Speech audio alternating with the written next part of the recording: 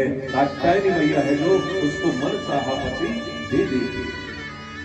अब तो महाराज वो सारी गोपियां जल्दी जगती है और जल्दी जग करके महाराज अब तो यमुना जी के जल में स्नान करने के लिए आती है कि हे मनते प्रथमे मासी नंद भद्र कुमारिका चेरो है विश्य भुंजाना कात्यायनी अर्चन व्रतम। जल्दी आती है और यमुना जी में स्नान करती है।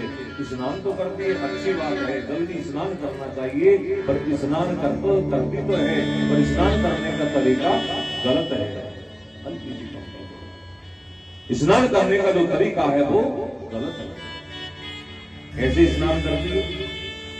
वस्त्रों को नीचे उतार देती है और वस्त्र रहित होकर के यमुना जी में नहाती है, फिर वापस आती है, मंदिर में जाती है और माता जगदम्बिका से प्रार्थना करती है कि कात्यायनी महामाये महायोगिनधीश्वरी नंद गोप सुतम देवी पति में कुरुते नमः। अब तो माता कात्यायनी से प्रार्थना करती है कि हे मां जगदम्बिका, मां कात्यायनी जो नंद का लाला है ये हमें पति के रूप में मिल जाए। रोज रोज यही जबले आंचल में स्नान करती है, निर्वस्त्र होकर के माता जी से पूजन करती है, माता का पूजन करती है। अब तो कन्हैया को खबर लग गई, कन्हैया विचार करने लगे, बोले गोपियां स्नान तो करती है जल्दी, पर इनका स्नान करने का तरीका गलत है। बिना वस्त्रों की जल में नहाती है, अब बिना वस्त्रों की जल में नहाना यानी वरुण देवता का अपमान करना है। भगवान आए और जो गोपियां स्नान कर रही थी, भगवान ने सारे वस्त्र उठाए, कदम के पेड़ पे लेकर के बैठ गए। अब तो सारी गोपियों ने स्नान कर लिया और जैसे बाहर निकली है तो कपड़े नहीं मिले। अरे हमारे वस्त्र कहाँ चले, हमारे कपड़े कहाँ गए? कोई गोपी कहने लगी अरे आ गया होगा वही चोर, हमारे वस्त्र चुरा करके ले गया होगा। अब तो देखा तो महाराज कन्हैया ऊपर पेड़ पर वस्त्र लेकर के बैठे।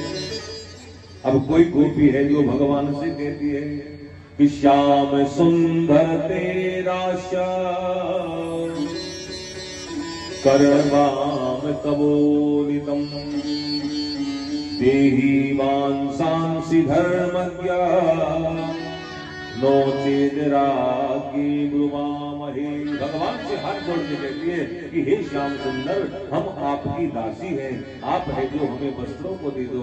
कन्हैया कहने लगे, बोले वस्त्र लेना है? बोले हाँ, तो ऐसा करो एक एक करके जल से बाहर आ जाओ और वस्त्र ले लो। वो भी कहने लगी कन्हैया हम बिना वस्त्रों के जल से कैसे बाहर आए? कन्हैया ने कहा नहीं, जल से बाहर आना पड़ेगा। अब गोपियां कहती लाला हमारे कपड़े दे दो, नहीं तो हम कंस से जाकर के शिकायत कर देंगे। भगवान ने कहा बोले जाओ पहले तुम शिकायत कर आओ, फिर बाद में कपड़े ले लेना। अब कोई गोपी कहती अरे इससे जिद मत करो, यदि इससे जिद करेंगे तो ये कपड़े नहीं देगा, इससे प्रार्थना करो। अब तो सब गोपियों ने भगवान से प्रार्थना की तो भगवान ने गोपियों से कहा, बोले गोपियों आज तो तुम्हें वस्त्र मिल जाएंगे, पर ध्यान रखना कभी भी है जो बिना वस्त्र के जल में स्नान नहीं करना चाहिए।